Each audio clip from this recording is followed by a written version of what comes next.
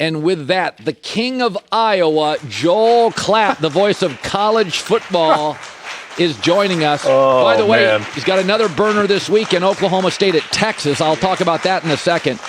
So okay. I mean, being in Iowa for me because of this show is heaven. You were like Elvis. Yes, exactly. So everybody just shouting like, "You tell Colin, you keep giving him the business. We're legal. We're not the fake ID of college. We're legal." And I was like, their best player is a punter. Anywho, now you have him number 2 in the country to Georgia. Now, okay, I'm just going to be Iowa. I love corn. I am not anti-Iowa. Yes. But if Alabama played Iowa this morning, Alabama's a 14-point favorite on a neutral field. Penn State, I thought, controlled the game until the quarterback got hurt. I didn't think they were significantly better, but they went to Iowa, and they were better. Yeah, that's not an exaggeration. They had a great game plan early with Sean Clifford, but this is what Iowa does. I don't want to take away from the fact that they force you to make a change at quarterback, whether it's via injury or poor play. This is not the first time they've seen a backup have to come in and play quarterback, partly because of the defense. Jack Campbell is the guy who got to him. He's the linebacker. He's a terrific player. Their only 2 losses last year were the first 2 games of the season. During a pandemic, Jack Campbell had mono. Yeah. He wasn't on the field. So, I mean, listen, yes, while you're right, they also did Iowa things. Yeah. They were able to run the ball enough. They were able to play field position. They did some really smart things from their coaching staff. How about Kirk Ferentz taking the chop block penalty? It was on a 3rd down. It would have made it a 4th down. Yep. Normally, if something makes it a 4th down and you're going to get the ball back, every coach in America would be like, yeah, decline the penalty and we'll take the ball.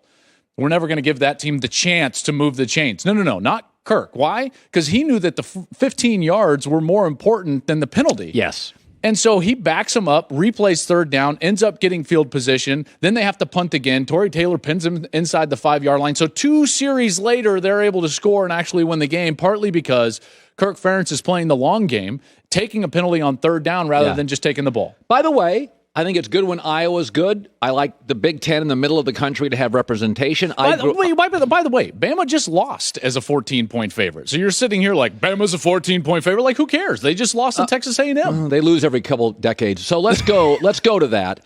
The Bama loss, which was, again, all these games were great, and they were all separate. So I watched these Texas, Oklahoma.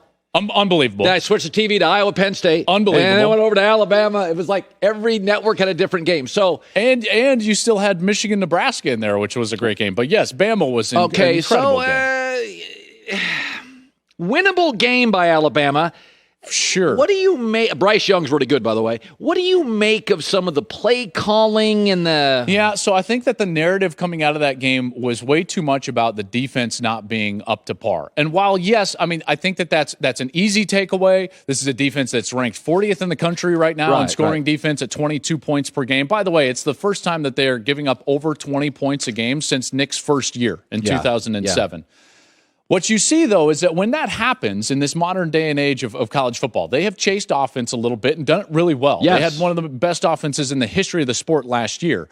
But when you don't play dominant defense like they have in the past, your margin for error offensively shrinks. That's right. Okay, and in particular, Colin, when you get inside the 10-yard line and the 5-yard line. Need touchdowns, not field goals. Exactly. And there were 2 situations that I think lost the game for Alabama. All else being equal, they had a 1st and goal inside the 5 in the second quarter, come away with no points. They had a 1st and goal inside the 5 in the fourth quarter, come away with 3 points. So there's 2 situations where you should at least get 10, probably 14 out of that. They come away with 3. Why'd they come away with 3? I actually think it was really poor play design and play calling from Bill O'Brien and really poor execution from some of the players, namely the tight end group, and poor decision-making from Bryce Young. Let me give you a quick example. On the 3rd down play in the second quarter where Bryce Young throws an interception inside the 5-yard line. It's 3rd and goal inside the 5. He ends up throwing a pick. And you could say, like, man, young quarterback making a mistake. Quarterback, this and that. The formation had no movement to it. There was no bunch to the set, right? So the wide receivers weren't close together, and it's man coverage from Texas A&M. There's no rub routes being run. There's no pick plays being run. It's just straight one-on-one matchups with tight windows. That's a terrible play design from Bill O'Brien. For a freshman quarterback. So they have 3 receivers on one side, 1 on the other. One of the 3 receivers is a tight end. He's running a crossing route across basically the short area of the end zone. The wide receiver should be coming across from that short side to pick his defender, to create space and a bigger window. He went to the back end of the end zone to what? Create levels? You don't need to control the levels of man coverage. You need to control the men of man coverage.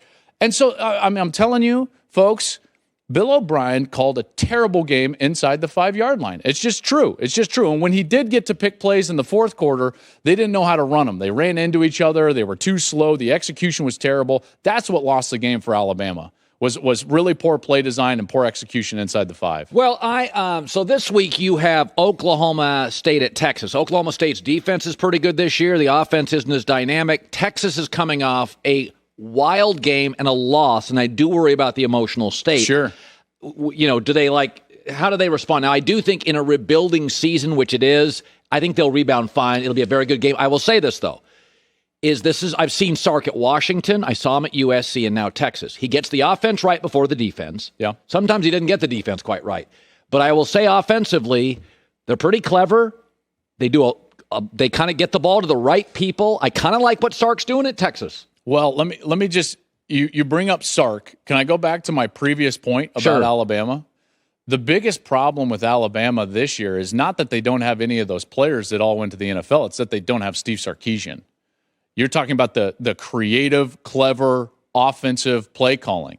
He's got that. He would have scored inside the 5-yard line as a play caller for Alabama. Now with Texas, he had a great game plan early. They jump all over Oklahoma. I mean, big. 28-7, and they just couldn't sustain it because their defense is not up to par from a personnel standpoint. Yeah, those aren't his players. They're not his players, and so he's going to get a pass. Yeah. Listen, it's still honeymoon phase. Sure. Even after losing Red River last week, it's still honeymoon phase for Steve Sarkisian, in particular with the guy that I think is the best player in college football on their team, in Bijan Robinson. Oh, he's different. He's unbelievable. He is he could walk right to the NFL and be a top 5-6. I really believe this. I he totally would walk agree into with the you. league and be a top 5 running back. And he's going to have to be at Texas for one more year next year because of his age. But so Sark's plan is working.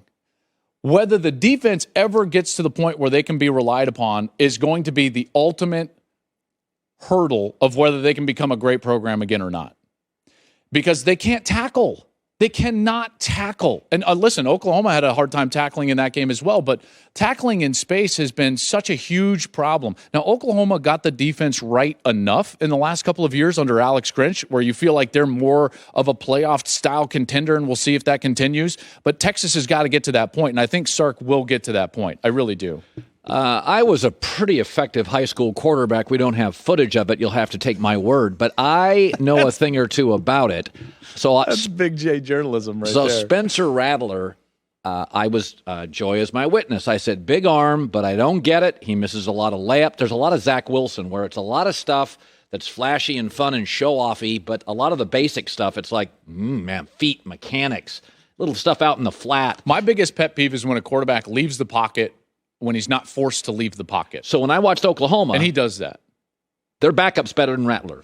That's my interpretation. He was better, more accurate, better decisions, more calm. He certainly provided them a spark, and I don't think they run it for 339 yards on the ground if they don't have his threat, right? Because he comes in and makes that run, and you're like, okay, now we got to account for the quarterback in the run game, and then equalizing out those numbers allows Kennedy Brooks to run for over 200 yards. Yeah.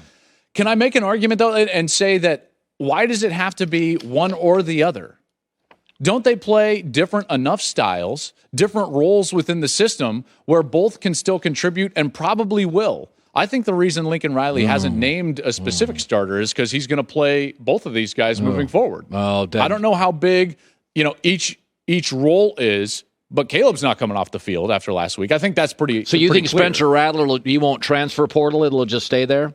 I don't think he will transfer in the middle of the season. I don't know what's going to happen at the end of the year. His dad has come out and said, listen, he's working to help his team in any way that he possibly can. Good dad. And then he said, and then we'll look at the future when it comes. I like that dad. I really like his mindset in that sense. Coach has talked to me at length about the fact that he's a good teammate. All right. He was a young guy, voted captain, so I don't think he'll transfer, and I do think that he will have a role. Remember, he had to come in the 2-point play and throw that ball to Drake Stoops. Good point. And that was a huge play in that game. So I don't think that we're talking Caleb Williams or Spencer Rattler.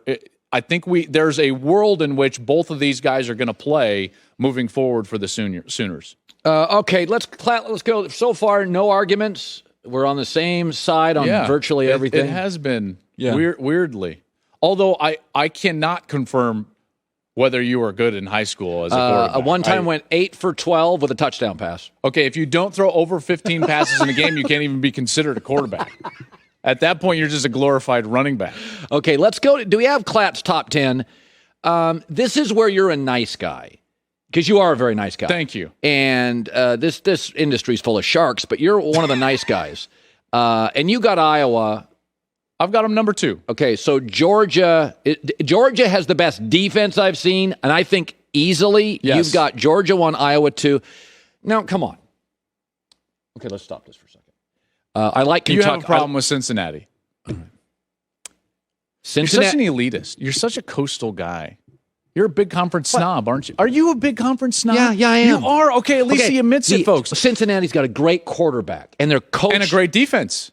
Oh, how many NFL guys on that defense? I think that their corner is one of the best corners in the country. I think he's going to be a first-round draft pick. When they go on the road in that conference, to 27,000 people. When you go on the road in Penn State, you go on the road, I understand that. But if we're going to do that, then this becomes then just a Vegas thing. Who wins if they're on a neutral site? We're not doing a Vegas ranking. See, this is where you're wrong, Big J. Is that the rankings in college football have to be a combination of what you've earned and who would win. So it can't just be like, well, who would be favored by Vegas? That's just not how it works. These teams have earned the right. Do I think Iowa is better than Penn State? Not based on what I saw with Sean Clifford on the field, but they beat them in the game. So they earned the right to be ranked higher. I got something else for you. Let's hear it. So sometimes I don't get the media. So, and this is a good connection. I just thought of this. So when Mel Tucker left Colorado, they came at him 4 times. He said, no. And they finally relented. That's right. I would have taken the job too. Michigan State, better job than Colorado, even though you're a Buffalo. But I don't disagree with that. The media was very, not reticent, but kind of like, it'll be okay. And I think I told you privately, Mel Tucker's going to crush at Michigan State. He's got a presence. There's no BS. Got a little Saban to him. Has connections in the South so he can pull players up. I'll tell you something. I don't get the media. I think Mel Tucker he's not for everybody. I met him one time. He's not for everybody. I like him. He's a big presence. Yes. I think Michigan State's going to be a top 10 program in 2 years. I think Mel Tucker's top 10 program now.